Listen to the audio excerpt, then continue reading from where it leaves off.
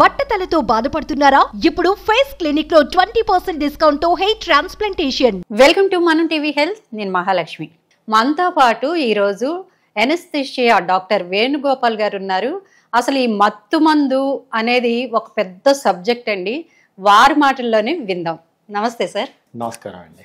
Sir, anaesthesia ఇచ్చేది smokers, alcoholic drugs తీసుకున్న వాళ్ళకి చాలా కష్టం అవుతుందని వింటూ ఉంటాము. ఎట్లా ఉంటుంది సార్ వీళ్ళకి? Definitely one of the important entities. Again different groups of patients మనము ఎన్కౌంటర్ చేస్తూ ఉంటాము. సో మీరు డిస్క్రైబ్ చేసినట్టు స్మోకర్స్, ఆల్కహాలిక్స్, డ్రగ్ అడిక్ట్స్ ఇదొక ఎంటిటీ మళ్ళీ మనం మాట్లాడుకోవాల్సిన అంశం. Smokers, first thing smoking definitely మనకి ఆల్మోస్ట్ బాడీలో ఉన్న అన్ని ఆర్గన్స్ మీద ఎఫెక్ట్ చూపిస్తుంది. సో అనస్థీషియా వరకు చూసుకుంటే మనకి ఎయిర్వే రిలేటెడ్ కాంప్లికేషన్స్ అనేవి స్మోకర్స్లో ఎక్కువగా చూస్తాం. సో ఏమవుతుందంటే వాళ్ళు స్మోక్ చేయడంతో వాళ్ళకి ముక్కులో ఉన్న సీలియా అంటే మనకి రెస్పిరేటరీ సిస్టమ్ అనేది బాగా ఎఫెక్ట్ అవుతుంది. సో దానివల్ల మనము అనస్థీషియా ఇచ్చినప్పుడు, ఎయిర్వే యూజ్ చేసినప్పుడు, మనం ఎండోట్రికల్ ట్యూబ్ జనరల్ అనస్థీషియా ఇచ్చినప్పుడు ఎగ్జాజరేటెడ్ రిఫ్లెక్సెస్ రావడం, ఊపిరితిత్తుల మీద ఎఫెక్ట్ అవ్వడం ఇలాంటివి జరుగుతూ ఉంటాయి. సో మేమేం చేస్తామంటే స్మోకింగ్ హిస్టరీ తీసుకున్నప్పుడు వాళ్ళకి ఎంతకాలం నుంచి ఉంది హిస్టరీ అండ్ ఎన్ని సిగరెట్స్ పర్ డే, ఎన్ని packets per day, there is something called as pack years. 1 pack per day into 1 year is 1 pack year లాగా క్యాల్కులేట్ చేసుకుంటాం. అండ్ ఎన్ని years, so 1 pack year, 2 pack years, 10 pack years అనేది calculate చేసుకుంటాం. దాన్ని బట్టి ఒక అవగాహనకు వస్తాం. దాని తర్వాత వాళ్ళకి ఫస్ట్ థింగ్ మేము అడ్వైస్ చేసేది ఏంటి అంటే please stop as early as possible అనేది.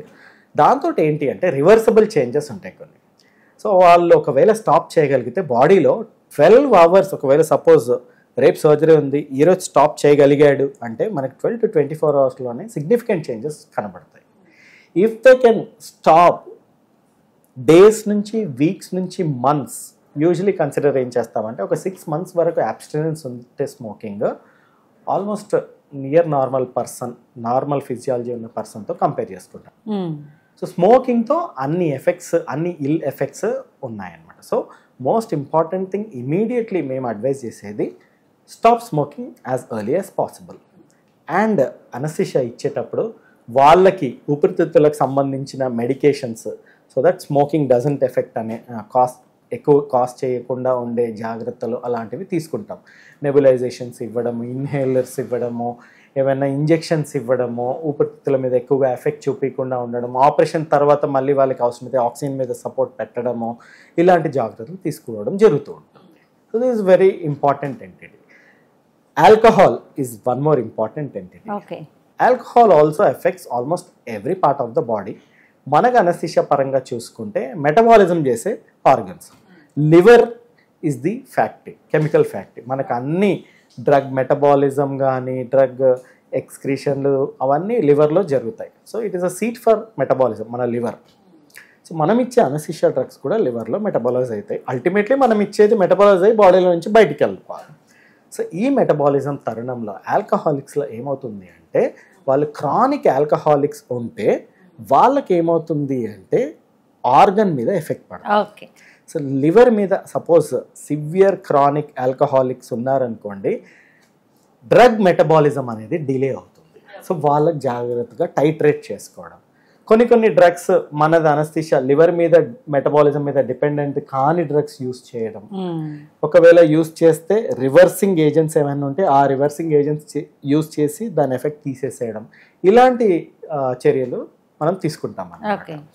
ఇంకొక ఇంపార్టెంట్ ఎంటిటీ స్మోకర్స్లో కానీ ఆల్కహాలిక్స్లో కానీ మనం మాట్లాడుకోవాల్సింది obstructive sleep apnea. Obese patients with ఈ హ్యాబిట్స్ ఉన్న వాళ్ళకి ఇది very very common. Obstructive sleep apnea ఏమవుతుంది అంటే వీళ్ళల్లో వాళ్ళు కంటిన్యూస్గా వాళ్ళు స్మోకింగ్ చేయడంతో, ఇంకోటి వాళ్ళ బాడీ వెయిట్ హ్యాబిటస్, దానివల్ల ఏమవుతుంది అంటే టంగ్ అనేది వాళ్ళకి ఆ ఎయిర్వేకి అడ్డుపడడం కానీ, నిద్రలో మనం గురక అంటాం నార్మల్ లాంగ్వేజ్లో. సో వీళ్ళకి కూడా అనస్థీషియా అనేది ఒక ఛాలెంజింగ్ ఆస్పెక్ట్స్.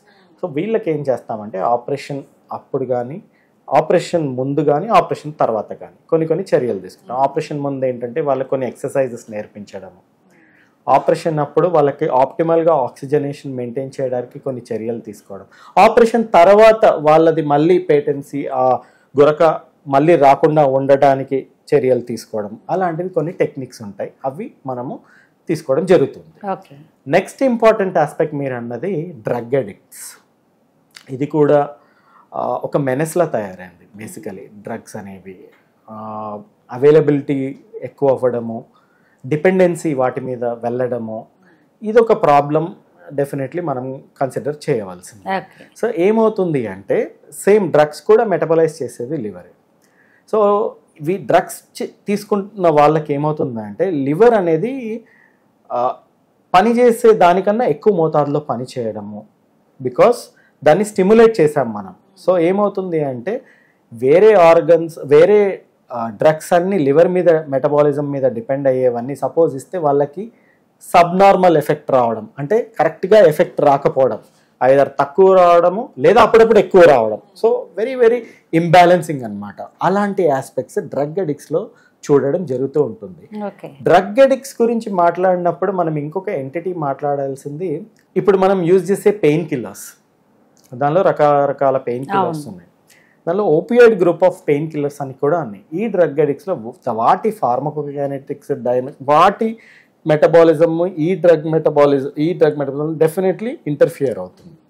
సో మనకు అక్కడ కూడా ఇంటర్ఫియరెన్స్ జరగడము, ఆప్టిమల్గా మనకి రికవరీ పీరియడ్ రాకపోవడం, ఇలాంటివి కొన్ని ప్రాబ్లమ్స్ ఎదుర్కోవడం జరుగుతుంది. సో మనం ఖచ్చితంగా ఇవి ఏంటంటే ఫస్ట్ థింగ్ స్మోకర్స్లో స్మోకింగ్ అబ్స్టినెన్స్, ఆల్కహాలిక్స్లో కూడా as early as possible alcohol abstinence. Drug addicts ఉంటే వాళ్ళని ప్రయర్గా ఐడెంటిఫై చేయడం, కౌన్సిలింగ్ చేయడము, వాళ్ళకి తగిన జాగ్రత్తలు చేపట్టడం, వాళ్ళ కేర్ టేకర్స్కి ఎక్స్ప్లెనేషన్, కౌన్సిలింగ్, వాళ్ళకి జాగ్రత్తలు తీసుకోవడం అండ్ వాళ్ళని మళ్ళీ ఫాలో అప్ చేసుకోవడం.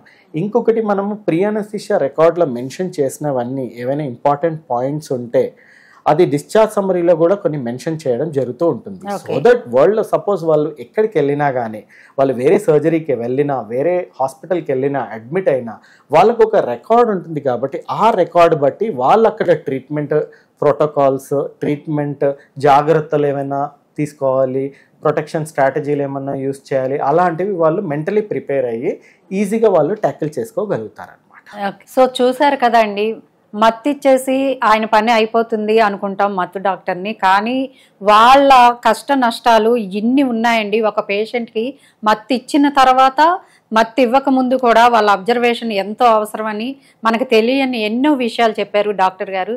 Sir, thank you very much sir.